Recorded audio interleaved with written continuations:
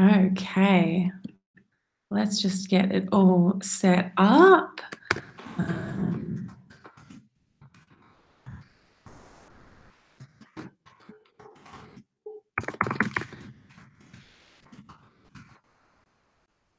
Just typing to you guys in the chat.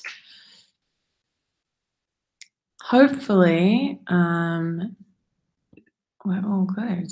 I'll just wait until you tell me that we're on. I can probably, oh yeah, that's looking okay to me. So let me know if you can hear me loud and clear. I'll explain why I'm wearing headphones shortly. I'm still noticing people joining the Facebook group, which is super exciting. I've got 1,000 tabs open. Loud and clear. I love it. So welcome. We've got Kelly, we've got Christy, Lois, Adrian, and a lot of you haven't changed your names yet. So at the beginning of the chat, I just said, if you can click on your guest name, even though they're fantastic, it should let you change your nickname. So I think that everybody is always at the top of the list. So if you click on the top of the list, you should be able to change your nickname just so that I can call you and address you by your actual first name versus these fantastic nicknames that they give us over here. We've got Janet, fantastic. Welcome. Love it. Firstly, thank you so much for being here. I am a little bit overwhelmed. We have over 500 people that have registered for this. And I know that not everybody will be able to attend live, but it's huge. I'm very excited, but I'm also now a little nervous because we've got so many amazing singers on board. And it is very early for me here in Melbourne, so do give me a little bit of leeway. I do have coffee, but if I say the wrong thing, I do not mean to. So yeah, just let us know where in the world you are. We have singers from all over the world. I've been blown away, even just in the Facebook group. We have Perth, we have Holland, we have Melbourne, where I am, Louisiana in the US, Toronto in Canada, St. George, Utah.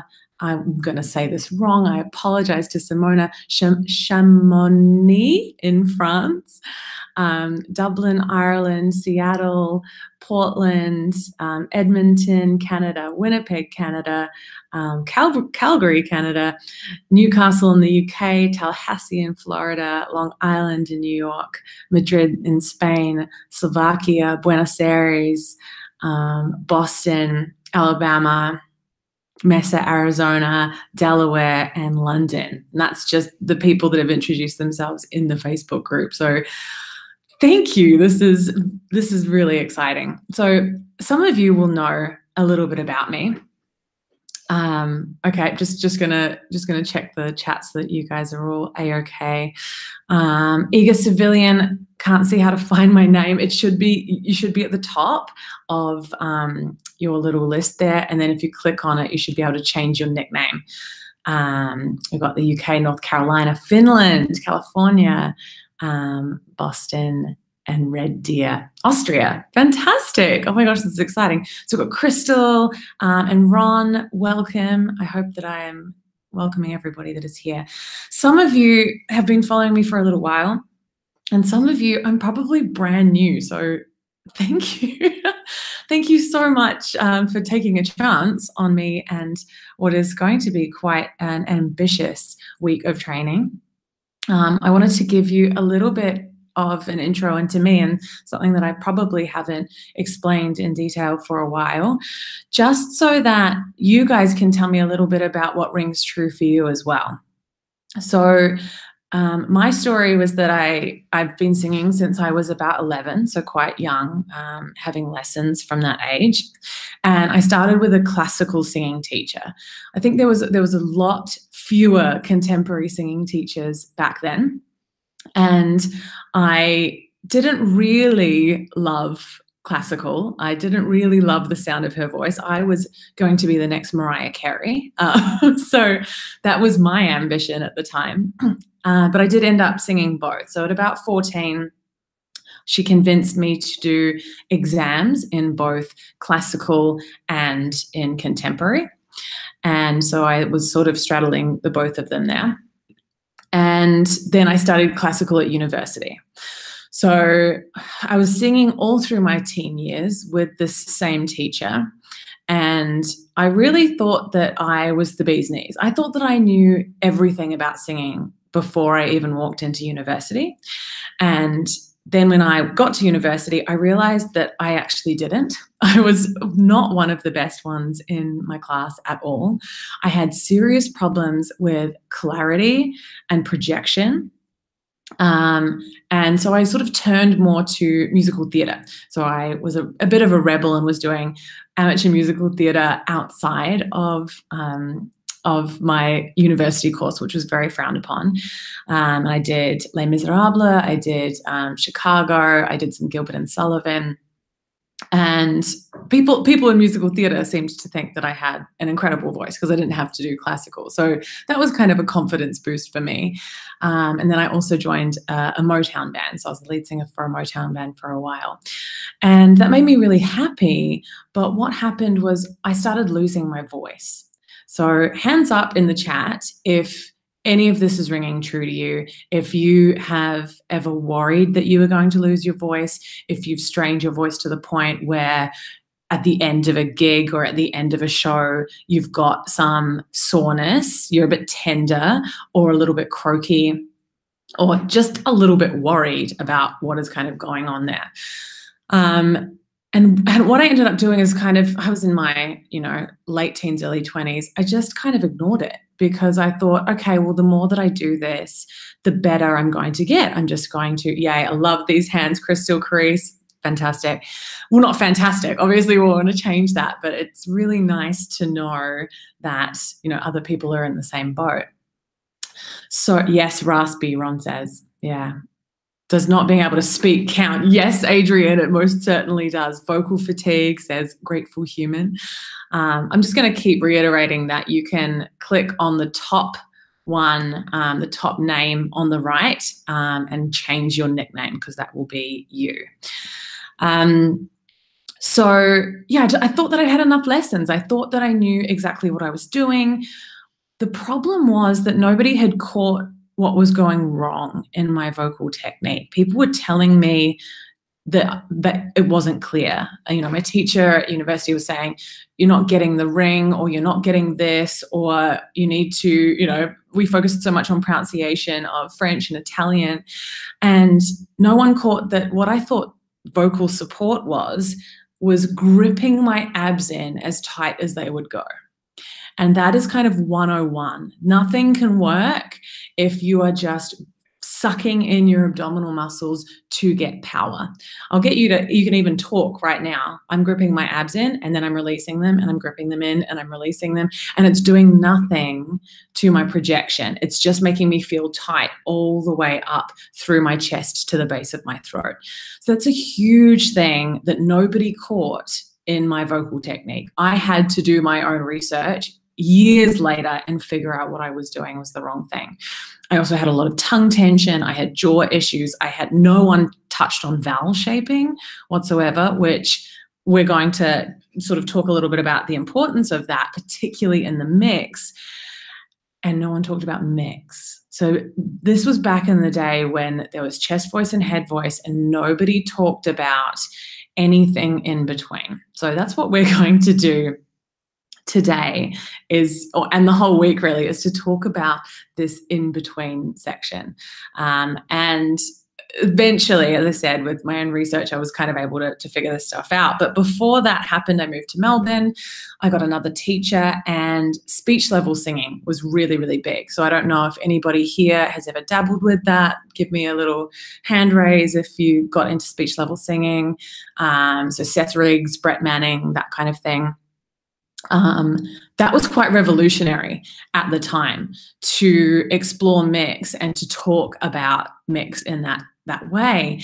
And I found it very useful to find a mix, but it still didn't fix my problems with support. So I found that at that time when it was coming out, it was mostly about twang. And I've since sort of discovered, after teaching quite a few students that have come from a speech level singing background, that maybe there were a few bits that were missing initially. I'm sure that it's all different now, but the support stuff was missing. There was a little bit of vowel shaping stuff that was missing. And I think sort of clarifying what we're going to do here, the different types of mix, would have been very useful as well.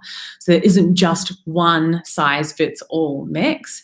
And yeah, there was just a lot of vocal fatigue issues still happening to me. So I have been doing my own research. I have been going to multiple teachers in different parts of the world for a number of years now. I've been teaching in person and online, I think, full-time for 7 years, but on and off for a lot longer than that. And I just got to the point last week or the week before where I did 5.5 hours of vocals in the recording studio. I'm releasing some original music coming up very shortly, hopefully in the next 3 weeks. And my voice was fine. And I was just absolutely blown away that I could do that length of time, because I'd been doing sort of 3 or 4 hour gigs years before that and had absolutely nothing left. And a lot of this was quite intense, belty sort of stuff that I was having to do over and over again. So that was very exciting. So there is hope, is what I want to tell you. There is hope.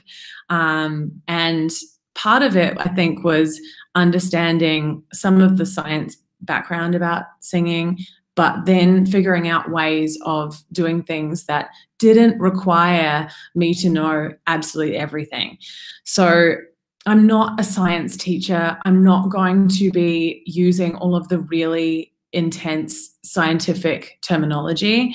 I've learnt with singing teachers overseas that have done a still, which is, maybe some of you have also done that, which is very science-based, and complete vocal technique, which is more popular over in Europe. So I've learnt with teachers that have that background, but what I love to do is kind of break it down into things that you can access, things that you can do, tools and techniques that make a little bit more sense and also lend themselves to being more artistic, because I think we can get too much in our head about the science of things and lose the art a little bit more. So let me know how you guys are going. Does any of this ring bells for you? Hopefully it's nice to know a little bit about my background and where I've come from. I can now sing classical better than I ever could before. It's still not my forte, really. I'm much more of a contemporary singer and definitely a contemporary teacher. I wouldn't pretend to be able to teach you guys classical. But yeah, the mix was a mountain for me for so long, and I'm really passionate about helping others sort of uncover what they can potentially do. CVT, yeah, cool. I'm glad that some others, Adrian, has experience with that. All schools of thought, I think, are fabulous. Like, I haven't come across one that hasn't been useful in some way. What I like to do is learn from all of them and then work with my students and see what kind of clicks with them. And everyone has their own terminology, so I'm just going to put it out there that I apologize if you have different terminology around mix than I do. That is absolutely fine, and please feel free to share in the comments what you would label it as. I think that we get too caught up with labels, and it's much more about you having an understanding of what the options are, which is exactly why I'm going to have these examples that are below as well. Hello, we've got Domo and Cassio. I'm just looking at people that have just joined. Maddie, awesome. Rhonda, lovely to I've got there's some familiar names in here, or potentially familiar. There could be multiple Rhondas, I suppose. Heather, Carice, Jay, Carrie, amazing. So if you guys can click on the top right, that will be your nickname. You can click it and change your nickname so that I know who you are if you are people like Gentle Local and Divine Chatter.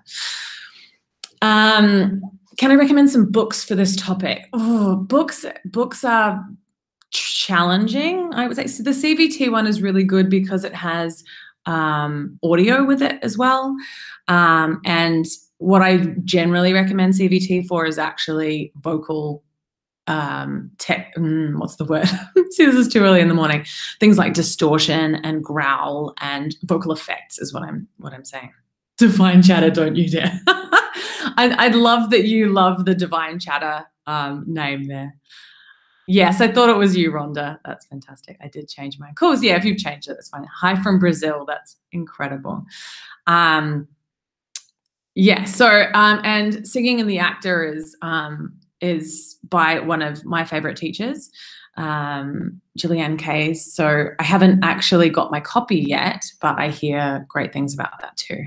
But yeah, learning from books is challenging if you don't have the audio to go with it, I think, which is why we're going to dive into that. So, okay, I'm just going to keep looking at my notes so that I don't go off track. With mix, particularly, I think the problem is that when we're singing, we come up, we know there's a mixed note, we know that it can work and it can be problematic, and all that we're hoping for is a good sound. Like, put up your hand if you just keep your fingers crossed in practice or in performance when you're in mix, that something that sounds good will come out. Like, that's the main thing that you're after, is something good or, you know, in tune or pleasing, but you're not specific about what good actually is. This is what I find. And my students will say, was that good? Did I do that right? Which again really limits you in terms of style and expression and musicality. But put your hand, oh, there we go. Carissa's got her hands up. So anyone else? I'm just going to have a little bit of coffee as we continue. Me, says Harry.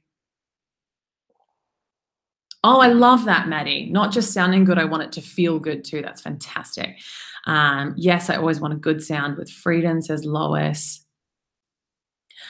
Domo, I'm going to have to do questions like that at the end because I'm trying to stay on topic.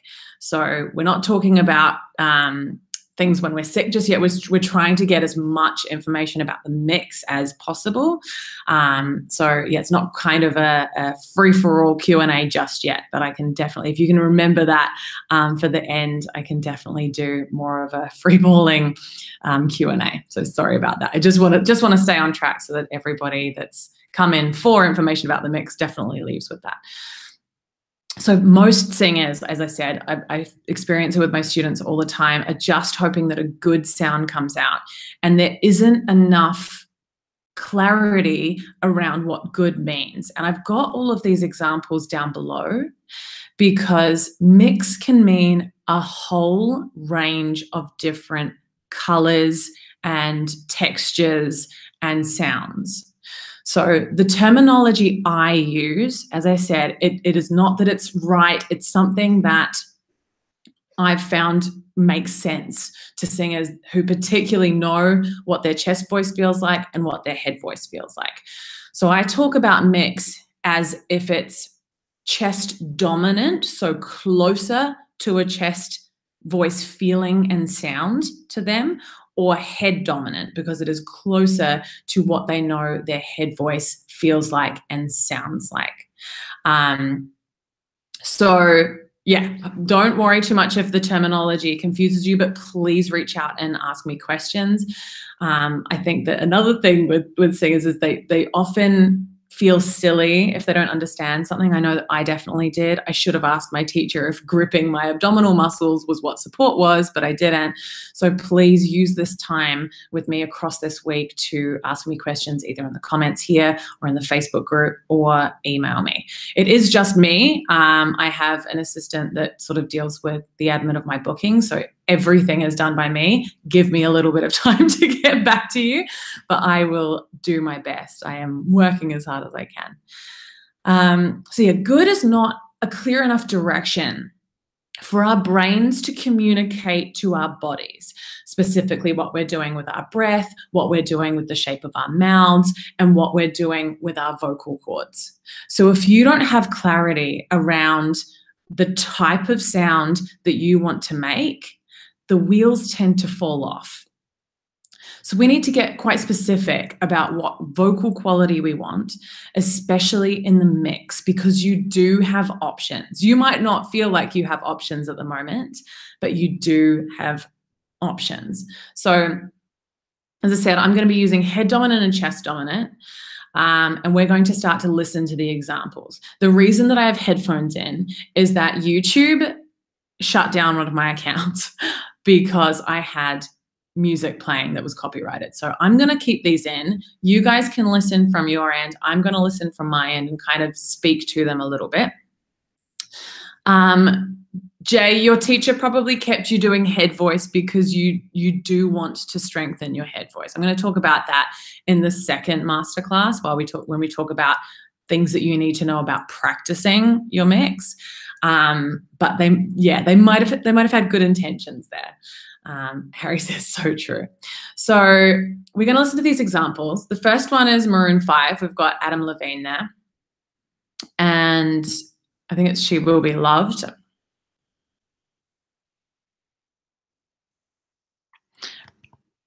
Right. So this one, he starts in a chest dominant mix. It's sort of around his speaking voice. So I would say it's a low or lightly chest dominant mix. Then as he goes up to will, I'm not going to say it's definitely not head voice. Sometimes it's hard, particularly with different sexes and different vocal types, to be 100% sure. But I think that is in his head dominant mix. And what happens, and I'm going to talk about this again when we get to the female section, if you try to sing a note that should be in your head dominant mix, in your head voice, it will get very swallowed. It could get breathy. It will feel very unstable. Those of you that think a little bit about placement, it's not going to feel like it's in the right place. You won't be able to project it. Let me know if you've ever experienced that, where you hear a song that you're like, I'm pretty sure that's in my head voice. You try to sing it in your head voice and the wheels fall off. It doesn't feel like it's in the right place, but you don't really know where to put it. So listen to that Maroon 5 one when he's doing that jump. And what do you hear in that recording? How would you have described that? Would you have said chest voice, head voice? Would you have said different types of mix? What can you hear going on in that? I'm just having another listen. So the first bit is lighter than a chest voice. It doesn't have the warmth and the resonance of a chest voice. So where he's starting, it still sounds relatively strong. As I said, it sounds like his speaking voice, which is, I think, a really good way of navigating where things sit. It sounds like they're talking, they're generally in a light chest dominant mix. And then as he goes up, what do you guys hear? All the time, says Harry. Let me know what you can hear in that. How would you have described that? Chest dominant mix to head dominant mix to my ears. Mine too. And again, don't worry so much about the terminology. If you're getting used to that, you can use your own terminology.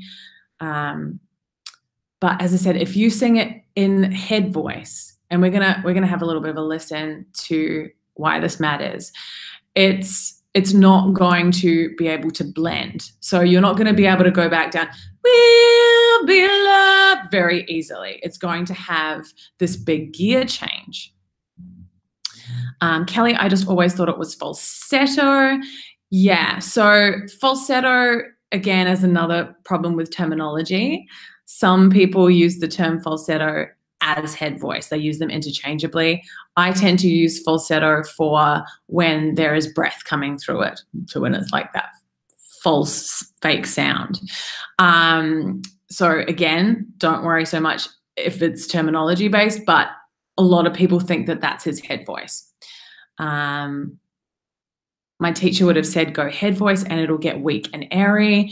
I feel it sounds head voice, a strong one. Yeah, so when we're going to listen to the head voice examples, you'll notice that it's a lot higher and it actually does have a different sound quality for it. I thought falsetto is for male singers, head voice is for ladies. Again, teachers use so many different ones. I'm not going to say that they're right or wrong. A lot of people will say, you know, it's right or wrong. I think they're just different ways of describing different things, which is why I think it's better that you experience it and then you can come up with your own ways of describing it.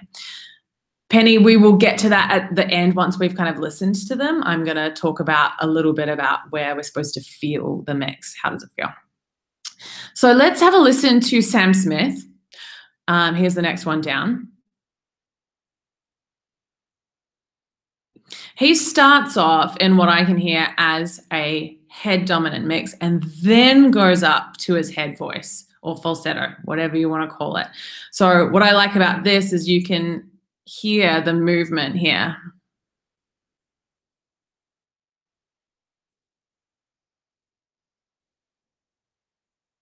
Won't let go of you. And then he kind of goes through his mix there.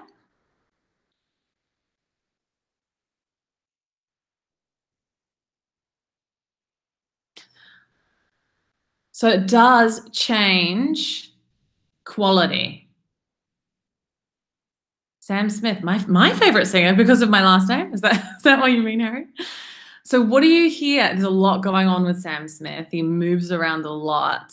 But can you hear how the qualities change when he goes up really high, more into his head voice, and yet when he's still light and clear, but has a little bit more strength? There's a different quality there.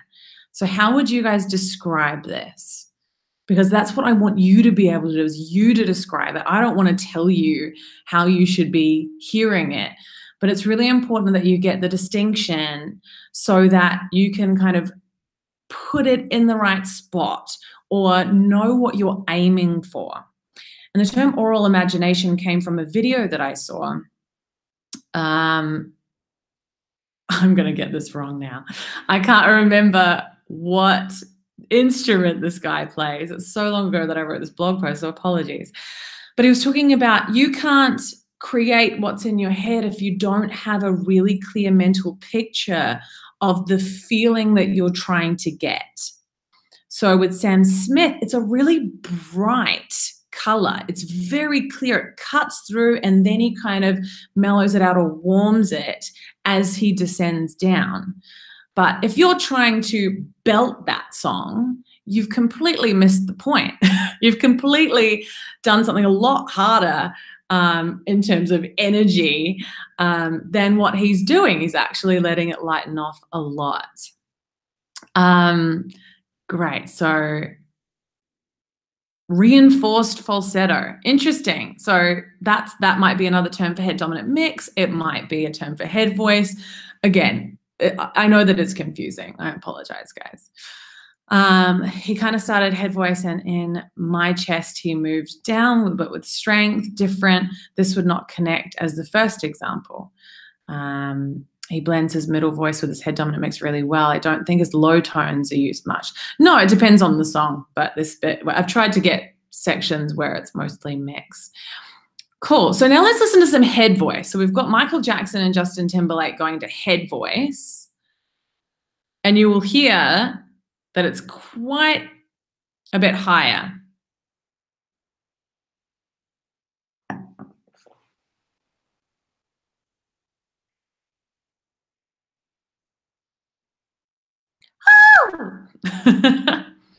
So I think a lot of males haven't quite accessed their true head voice yet.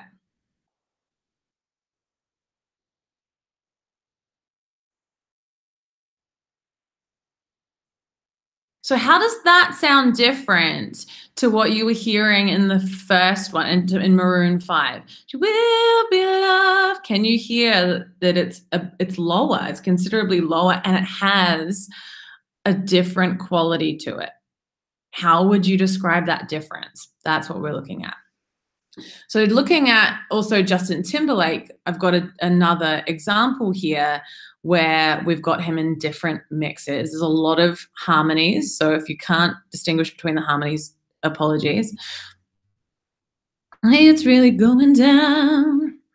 Hey, goodbye. That bit there, much more of a head dominant sound. That you were gonna make me cry. Run around, chest dominant. That's okay, baby, cause in time you'll find what goes around, goes around, goes so the back around. Potentially head voice up the top there, but there's different layers. It's like he's using all of the options. Round.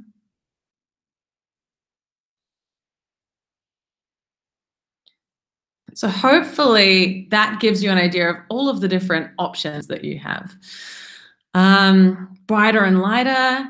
Yeah, Jay says maroon feeling mixing, but MJ more head voice. Good. This is why I think it's useful to have them next to each other, because we're going to get to the female section in a second, but I learned how to do head dominant mix by imitating Julie Andrews, because hers is phenomenal.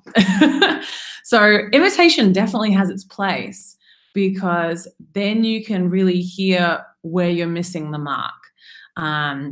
So I spent, a couple of months really just trying to figure out what Julie Andrews was doing that I wasn't doing. And it felt considerably different. I used to sing all of her stuff in my head voice, and it never had the clarity. It was never able to project. I couldn't move when she moved into a slightly chestier sound. I couldn't do that. And we're going to hear that next, which is exciting. John Legend is singing the US national anthem, and he's doing a chest dominant mix and then flicks into his head voice. You can tell this is not a head dominant mix because there is a very clear cut gear change when he does this. So have a listen to this one.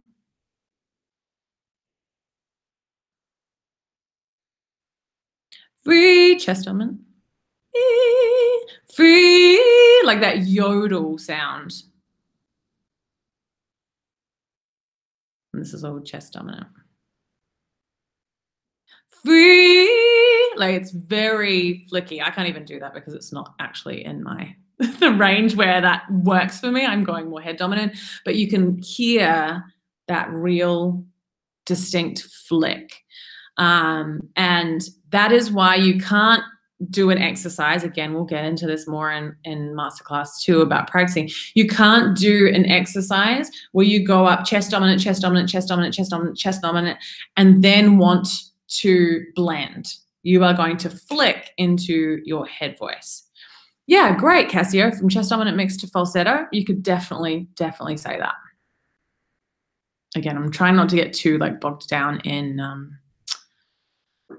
terminology, but I'm glad that you can hear what's going on. That's the important thing. Is this making sense? Let me know how you guys are going. Have you ever thought about it in this way? Have you ever thought about analyzing the different types of mix and the qualities in them? And does this make sense for any songs that you're looking at that you think maybe actually I'm doing that in either the wrong mix or in my head voice or in my chest voice? The last one that I've got for the males is Ben Platt, who has a beautiful mixed register.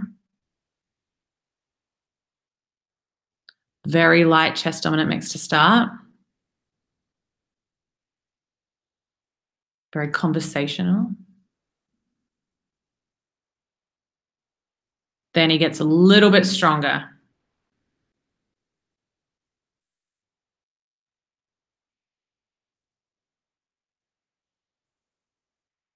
Lightens off. Next one's a little bit more chest dominant. And then again. Stronger again. So what I loved about this example is you can hear all of the different options, well, a lot of the different options just in chest dominant mix. So what tends to happen, and I think that I keep saying I'm going to do this in number 2, so number 2 is getting very full, but a lot of people are talking about belting and asking questions in the Facebook group about belting. And I'm going to talk about the things that people tend to do not wrong, but that make it a lot harder on themselves. And one of them is that they try to aim for, if we're talking about on the spectrum of chest dominant mix, 90% chest, like trying to get it as heavy and as powerful as possible versus like, sorry, I'm just seeing questions come in, versus maybe if I back that off and do 70% as chesty as I could do, it will still sound great, but it will feel a lot easier for me. So in terms of that Ben Platt one, I would say that we've kind of got, 60% chest and then going up incrementally and changing the dynamics of that. And it sounds so effortless. It sounds so organic. And he could go a lot stronger than that, but he's having to do 7 shows a week or was when he was in that show, which is Dear Evan Hansen. Right, so let's have a look here. I try and imitate what professional singers do all the time, but it really took me some time to find suitable singers that I want to imitate and whose singing technique that I really like. Yeah, be choosy for sure. Second, Timberlake was not head voice. I would say that there are elements that come through that potentially he could be in his head voice. Again, really hard to know. I haven't worked with Justin Timberlake where his voice sits, whether or not it's his head dominant mix, and especially when it's in a harmony like that, because we heard him do the first one that was definitely head voice, but it could be, either of the two. But most of that second one is him in different mixes.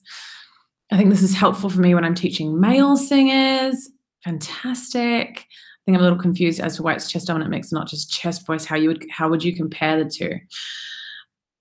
It really depends on where it sits in your voice. So we'll talk about how to figure out that in a second, where it resonates most comfortably. You'll also find that if you sing it in your chest voice and it's too high for your chest voice, you will get strained. So some of the time, a lot of what I did when I was trying to teach myself and trying to make sense of all of this was to experiment, okay, what happens if I sing this in what I consider my chest voice? Well, that feels awful and tight and strained. What if I sing it in what I think is my mix? Well, that feels really different. That feels a lot easier. So I know that's a vague answer. Apologies. Ben Platt has so much fluidity in his mix. I know. I was always singing in head voice most songs, or low chest voice songs, almost no changes, like I'm opera. Yeah, I think that probably not so much now, but a while ago, classical singers were not talking about mix, and so they were teaching you a lot about head voice, and then just you were sort of in that gear and then trying to sing almost in your head voice gear all the way down, which is really impossible to do, to get clarity and to get the sort of sound that we're definitely experiencing in these contemporary songs. I like to think of mix as like driving a manual car. So you need to balance the clutch and the accelerator and find that sweet spot. And the sweet spot, what I'm trying to get to here, the sweet spot will be different depending on the song that you're singing, the notes that it is, the style that it is, and what you ultimately want to express. Because you could do any of these songs in a different mix, and a lot of the time people aren't going to go, that's wrong. You might experience, if you're doing a really big, powerful rock song, if you're doing that in head dominant mix and it's supposed to be a belt, it might not sound right. But if you're doing an acoustic version, head dominant mix actually might make more sense. So you've got so many options, but you need to choose. You can't just go for, I want something good to fly out of my mouth. You need to be a little bit more specific in your practice so that when you go to perform and you're going to express yourself, and we'll talk a little bit about that later in the week as well, something good does come out, but you're not so judgy in what that needs to be. How are we going? Let me know how everyone's going. Is this useful to have a listen to these? As I said, have you got any songs that you're thinking about now that you're going, actually, I might be singing this in a much more chest dominant or heavy mix than the artist is, or that I'm probably singing in my head voice because I hear that lighter quality and assume that's where it lives, but maybe I should try it out in a more head dominant section, especially if you're singing, you know, a note that you go, I should be able to sing this. I can sing this, you know, strong, but I can't sing it light. That could be a real issue with that. So let me know, check in with you guys and how you're going. And then we're going to get into the female examples, and then I'm going to attempt to sing at this time in the morning to demonstrate even more variety just on the one song, if I can. No pressure. How are we tracking? How's everyone going? If you haven't changed your name in the chat, just click on the top one on the right, that'll be you, and click change nickname so that we can know who you are. Harry, definitely thanks so much for all of this. All these tracks definitely make things easier to understand what you're saying. Jay says, wrote it down. Beautiful. And everyone's voices are slightly different. So, you know, if you subscribe to the, you know, bass, tenor, baritone, alto, soprano, I feel like they're a little bit limiting for me personally, but everybody has different sweet spots in their voice. So just know that you might feel more comfortable in a head voice than a head dominant mix, depending on where it sits in your voice. But generally, I think it's good to listen to what the artist is doing and have a little bit more of a clear picture as to where you're heading. You like all of the divine ones, don't you, Adrian? Cool. So please let me know how you're going. I'm just going to keep moving through because we're already at 7:42. Apologies. The next two are Lady Gaga. Now, I don't know about you guys, but when Lady Gaga did The Sound of Music, I want to say at the Grammys, I was blown away. That is not the Lady Gaga sound that I was ever used to. And she said that she spent months preparing for that. So we don't often hear Lady Gaga in a head dominant mix. Head dominant mix is, I think, more praised in the male pop world than it is in the female pop world. Female pop singers tend to want to go for a lot more raw power.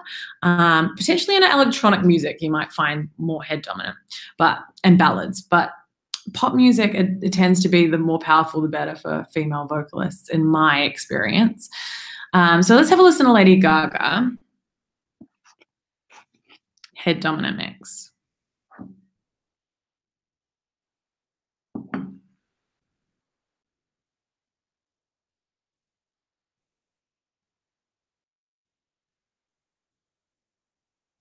You can actually hear when she goes into head voice on every, my hard ones to sing, every song, her voice gets a little bit weak and a little bit breathy, as if the chords aren't quite connected there. And this is a live version, no shade, because she did a phenomenal job.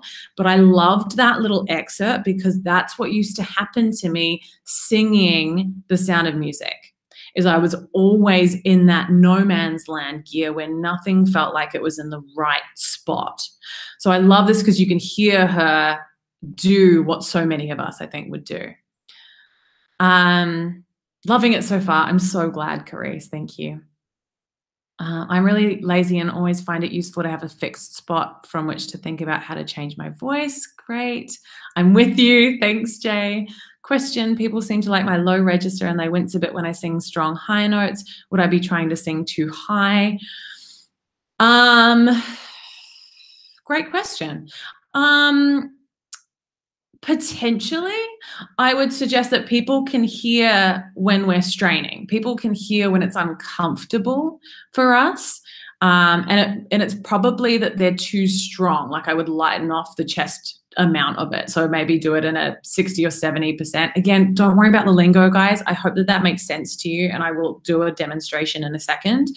But that, I think, yeah, is just maybe try doing a slightly lighter chest dominant mix and see how. I mean, also, you need to love it. We don't want to be changing our voices necessarily because one person says that, winces or don't, like it. The other thing is, where are you performing it? So situation is really important too. If it's in a really small room and it's acoustic, it might be too big. We need to change the way that the song feels for acoustic sessions a little bit more. She has a weak head voice, I believe, but she does a great job. Well, she's not in her head voice. That's the problem here, is that it's too low for the head voice gear, as it were.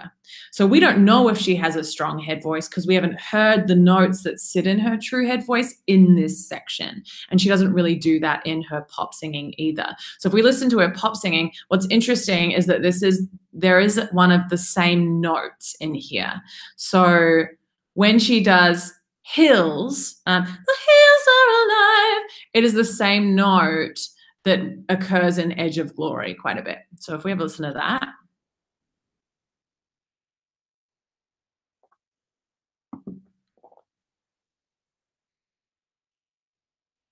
Really quite chest dominant.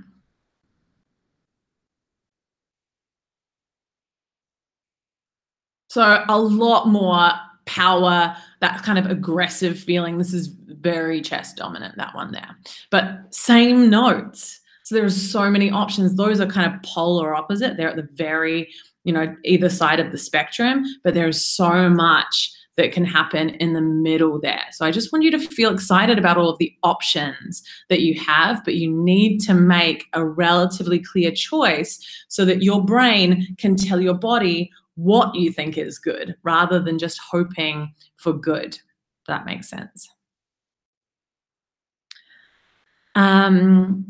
Good points. Thanks, Kim. I demonstrate for students and sing in small spaces a lot. No mic, maybe too close. Yeah, I would say that it's too intense for them if it's in a small space. And depending on the audience. So Lois, I think that you sing at, hospitals or retirement homes, they're just not maybe used to that, especially older generation. They only had I don't want to say only, they mostly were brought up with a more legit sound. So more like your Julie Andrews sound or croony sounds.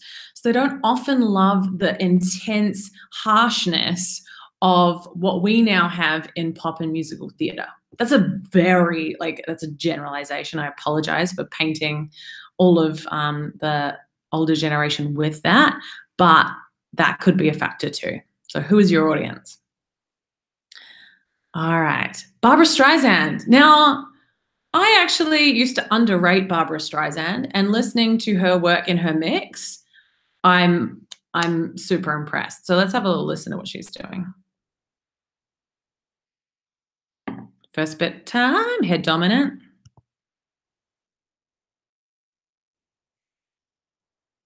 Chest dominant, but quite balanced. So not as belty as Lady Gaga.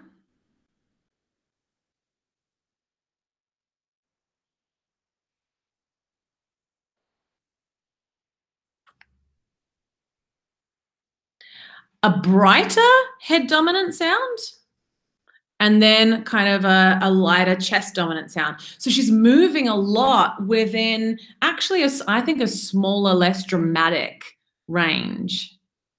Depend on where the space has soft or hard surface. Yeah, Harry, hard surface have more echoes while soft surface absorbs sound, and so I need to take volume up a bit more. Great point. So true. The elders, most of them like the Doris Day tonal quality, right? I think technically thinking about performance artist is great and useful. I'm so glad. That's what I'm hoping here. Yeah, so Barbra Streisand, there's kind of more of a question mark for me on some of those notes as to where she's singing. It's not hugely chest dominant and it's not hugely head dominant. So I think there is a middle ground. I think there is a 50-50 or a more neutral ground that maybe we don't hear quite as much anymore, or we hear them more as passing notes. But Barbara Streisand, I think, does that really beautifully there. The Leona Lewis one is, again, I wanted to point out that this song, Bleeding Love, which is fairly old now, I had a lot of students doing it, and they would always flick into their head voice. So similar to the Maroon 5 one, if you were singing the top notes in this in your head voice, everything would feel really uncomfortable, because as we saw with John Legend, we can't go head voice and then come back down into our mix without it having this big break. So let's have a listen to Leona. Keep bleeding love. Head voice is her like, hey, up there.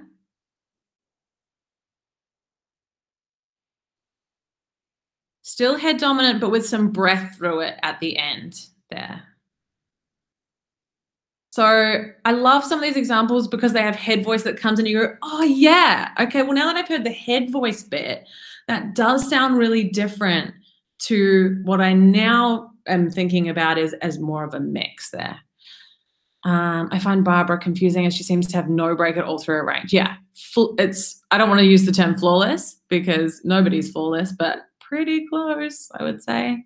And one of those was live from that example as well. Seems she just floats there, no break at all. Yeah. What's interesting is that I have beginner singers that don't have breaks. So they will come in, and because they don't know about chest voice and head voice, they just sing the note and they don't think about it. And that tells me that sometimes knowledge is power and sometimes knowledge is a bit debilitating. So once you know about chest voice and head voice and you really kind of build up your chest voice and you try to, experience your head voice and they sound so polar opposite, that's when we maybe get more confused about what's going on in the middle. Not all beginners can do that, but often if they have they're not nervous about the middle, they're not nervous that they're getting higher, they can blend. And it's not perfect, but many intermediate singers will actually make themselves flick because they're worried about that section of their voice. So if one goes to a head voice versus a mix, you cannot blend. And Barbara was in a mix of some type all of the time. It can sound like head voice. Yeah, head dominant mix, depending on how head dominant it is, can sound like head voice. But it's a completely different gear than our mix. So we can't get back seamlessly. You'll just hear a separation, similar to what we heard with John Legend there. So you can do, sorry, I should have said, no, that's not true. You can do head voice through head dominant mix into chest dominant mix, but you can't do head voice into a stronger mix without that separation. Sorry, should have clarified that. Thank you for asking, Janet. And Sutton Foster, so I wanted to have something musical theatre. You can hear her in here. Starting off very chest dominant and bright. Head dominant very quickly. Fluctuating between more speaking voice. More chest dominant. Head dominant. More strong.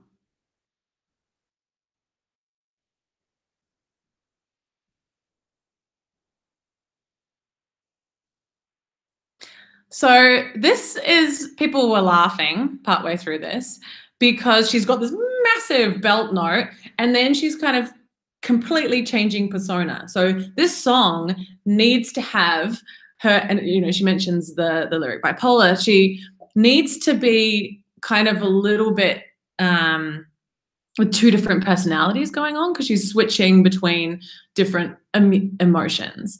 So this is done really brilliantly because it's this very stark contrast, which is why the audience laughs, because then she gets really, really sweet after she's gotten kind of aggressive and angry.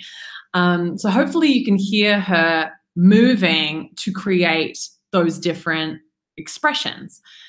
So Sorry, I'm just catching up on your comments.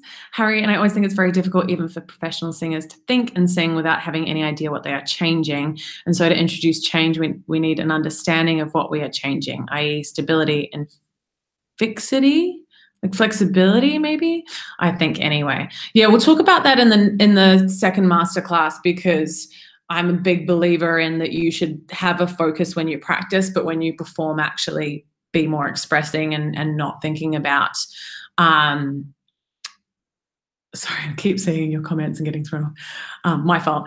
And yeah, not thinking about the technique when we're actually in a performance. Okay.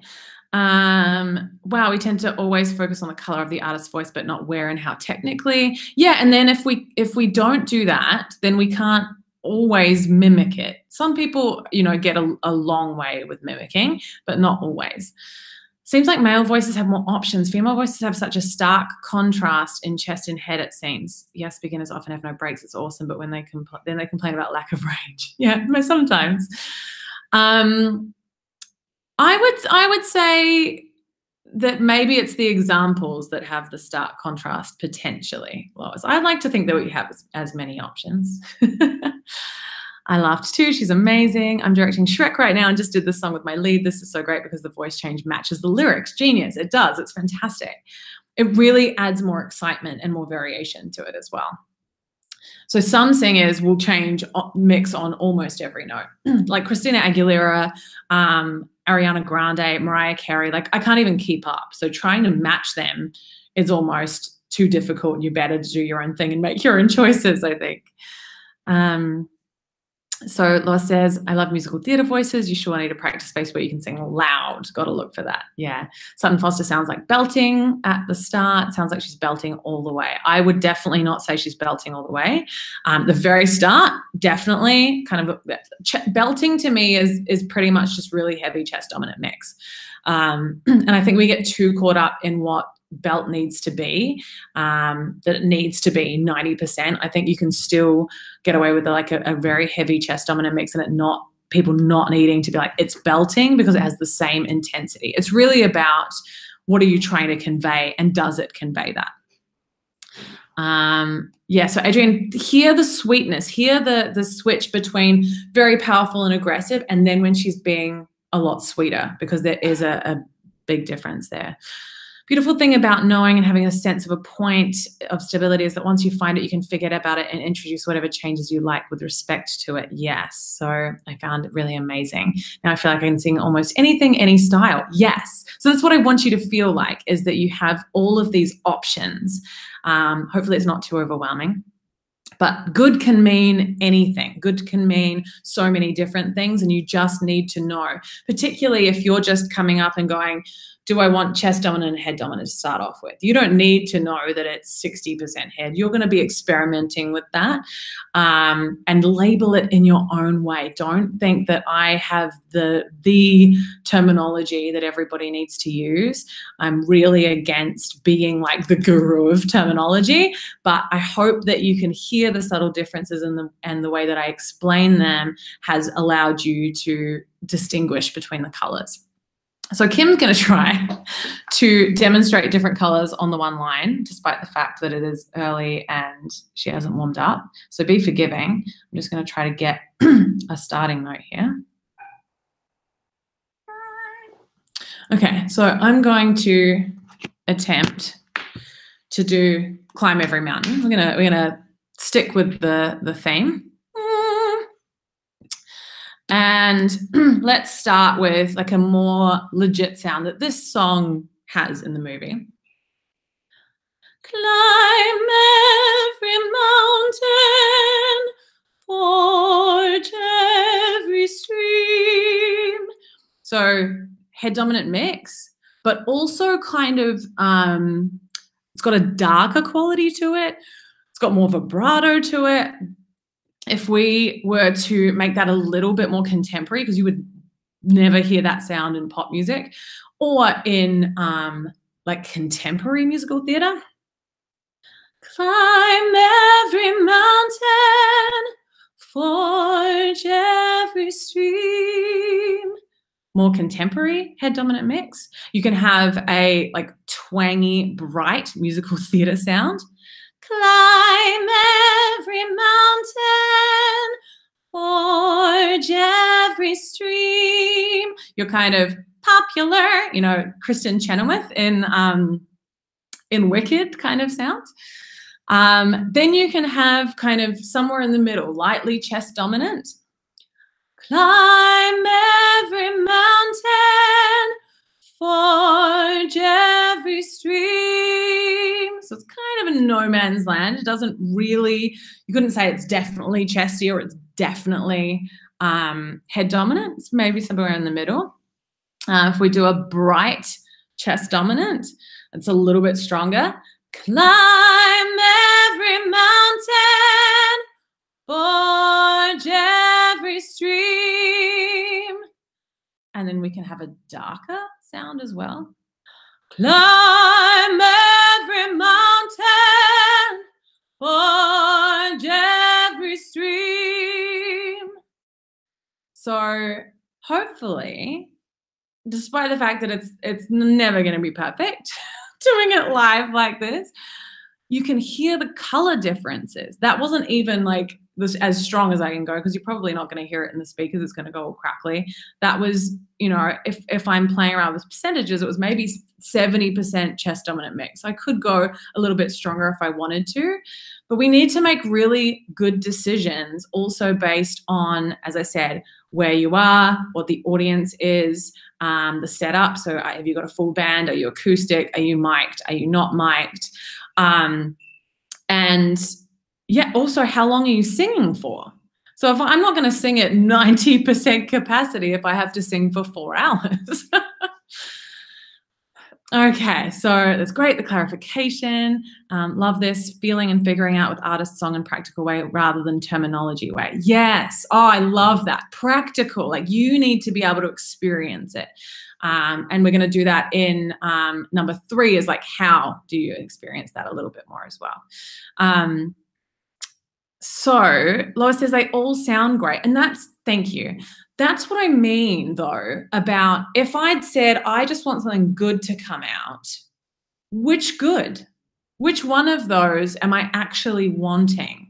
Because if I have no idea, I can't get any of them. I can't aim or practice or think about the colors of any of them. I just go, okay, climb it. No, it's not that. That's not what I wanted.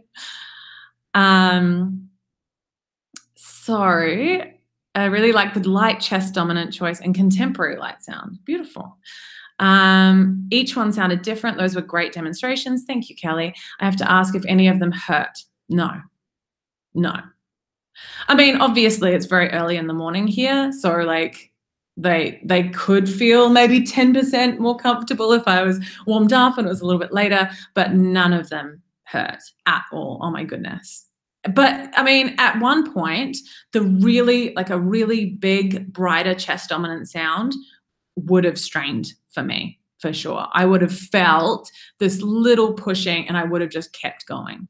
So yeah, a lot of people are at that point where they've made a choice and it's usually that it's too heavy for them, or, and I'll get into, as I said, the in the next session, which is in a few days, about what people tend to do chest dominant wise or belting wise that they might want to reconsider.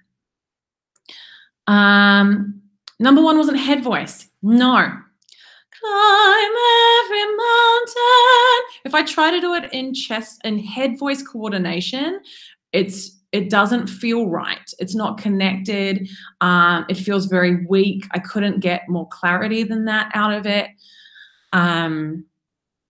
Yeah, but I used to sing in my mix. I mean, this song, actually, that's not the original key. And so the original key, I think, might be closer to people's head voices, but I wanted to make sure that it was definitely in the mix that I was demonstrating for you guys. Yeah, so a lot of people hear like a darker, legit sound as head voice, because that's what we are used to. We think it's, you know, opera, so that's got to be head voice. But it doesn't feel right if we sing a mixed note. So my head voice starts at D sharp, my proper head voice. That's when that feels comfortable to use that gear. Before then, I need some kind of a mix, whether it's, really head dominant or more neutral for me. I guess recording is helpful, but things never sound real recorded unless you're in a professional studio or have really good home equipment. Yeah, I mean, Lois, you know about my little monkey ears. I like doing monkey ears because you get a little bit more of a sense of what you sound like. You get a bit more feedback. So if you're practicing and you want to hear yourself in real time, that's really useful.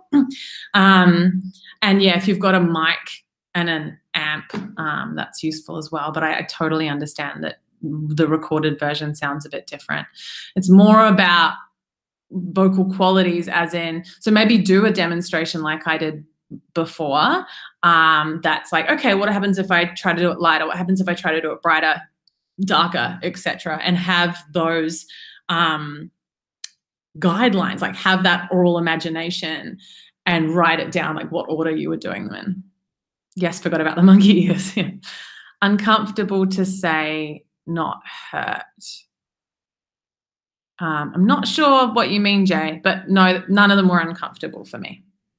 Maybe you're talking about you for that it doesn't hurt ever, but it's uncomfortable. Those of you that haven't been chatting, have you got any questions for me? How are you going? Please let me know. Was this useful? Is this useful? The last bit that I'm going to do is a little trick that I find is helpful in terms of should I be in my mix? And that is humming through a song on an N or an NG sound. Please do not hum it on an M, because a lot of people tend to get stuck in their chest voice coordination and drag that up, and it feels very uncomfortable to hum on M's. So if you are ever doing exercises on a hum and you find that it is strainy or that you flick or that it feels uncomfortable, you may want to change as you go up higher to an N or a ng, like the end of sing sound.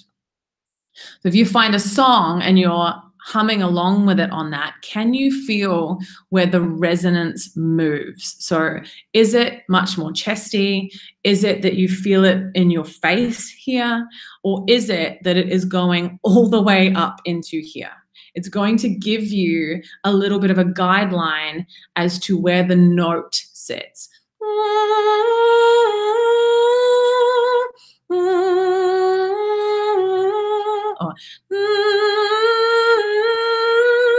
And I don't want you to have any thoughts about how strong the note is, because we can force that.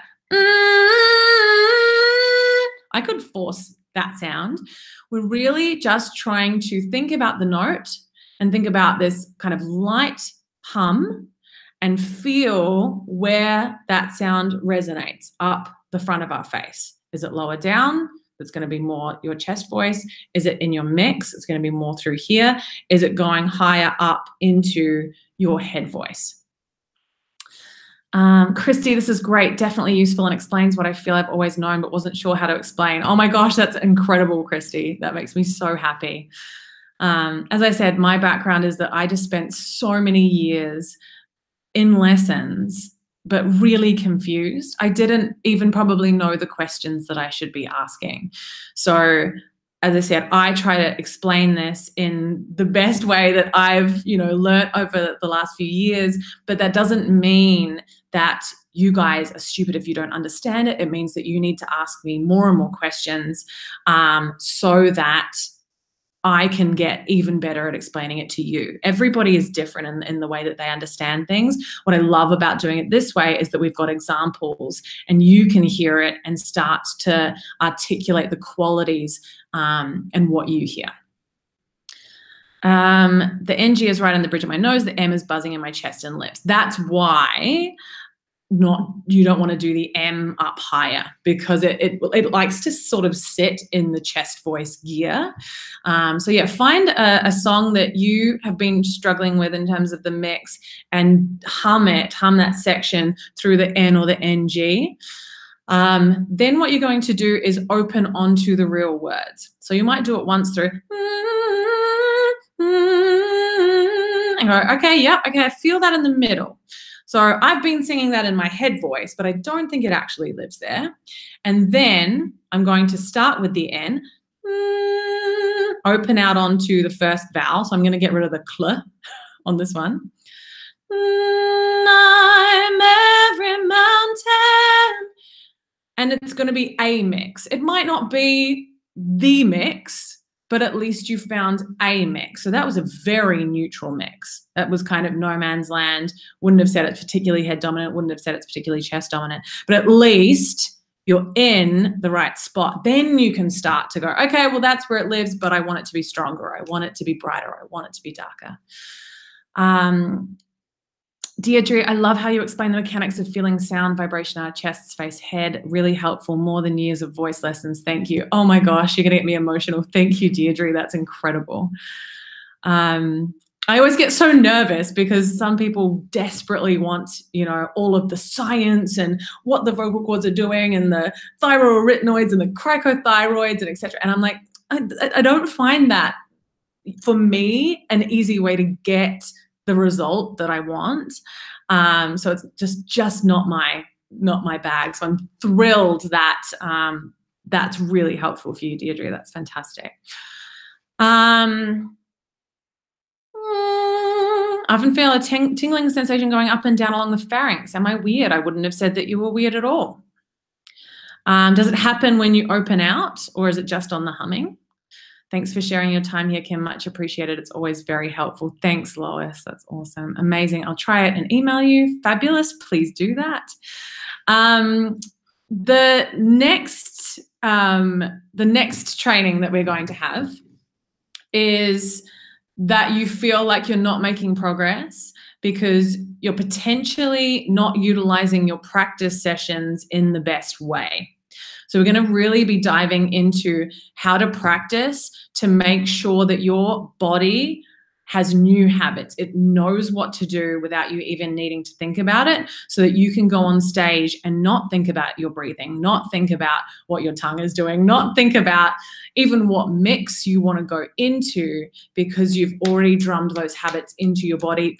It knows it, and it's more about trusting and thinking about the story that you're wanting to share or the emotion that you're wanting to share, because that absolutely changed my life when I practiced in the right way. I did the deep practice and I learned to trust my voice and sing from that space, because performing used to make me so anxious because I was overthinking everything, thinking about when I had to breathe, thinking about the lyrics versus actually being present in the experience and having more of a relationship with the music and with the audience. So if you've ever felt like you're anxious in a performance because you're thinking about all the techniques, or you know that the way that you've been practicing hasn't been embedding those habits enough, that you can't trust your voice because even in practice it's not really going well all of the time, then that's what we're going to be tackling in the next session. So let me know how you guys have gone. Domo, I remember that you had a question about when you're sick. It really depends on the type of sickness and how you're feeling. I would say that you want to, if you've got a cold, you can probably do most things. It's just going to feel very blocked through here. But I tend to keep it to things like hums, lip trills, exercises through the straw, really kind of light things. I wouldn't necessarily do anything that is too heavy. I would probably avoid my chest dominant mix as well, maybe work more on my blending. But yeah, it's really about paying attention to your body and what feels okay for you. Anything that's to do with, if you've got a sore throat, I tend to avoid, and I tend to just steam and eat really well and rest up. And I mean, sometimes you have to perform, but as much as possible, avoiding it. So please, those of you that haven't touched base, how did you find this training? Was it helpful? Do you have any further questions? Do you want to clarify anything? Does it make sense?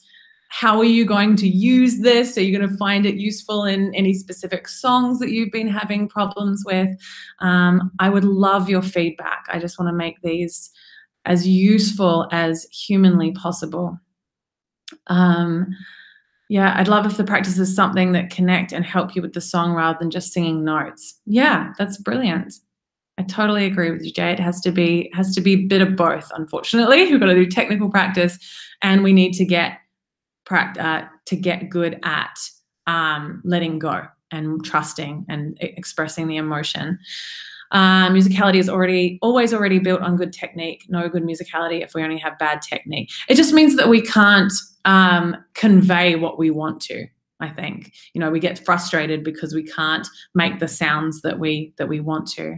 You are the bomb. Thank you, Lois. That's so sweet of you.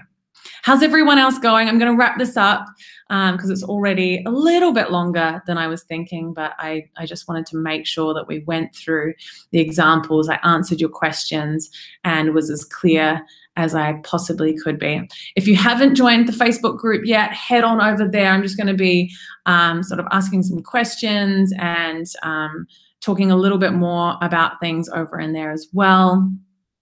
So it'd be lovely to see you if you're not in that Facebook group. But otherwise, this exact page is where number 2 is going to be. So I'm going to have number 1. It will be further down the page. We are going to go in exactly the same place for number 2. This recording is going to live here, so you can rewatch this anytime during the week. And then, yeah, I'm super excited to do number 2 and 3. Remember that you need a regular sized drinking straw by the time that we have number 3, which is Sunday for most people. Please make sure that you have a regular sized drinking straw. So places, like Starbucks and stuff will have that sort of smaller size. You don't want to have a smoothie straw, but we're going to get more into the specifics about how to get that sound after we've talked about how to practice in the second session. Thank you so much for being here. And I really can't wait for the rest of the week. Please feel free to reach out to me, reply to any of my emails, ask me questions in the Facebook group underneath in the comment sections underneath the posts, and I will see you next time, guys. Thanks so much for being here.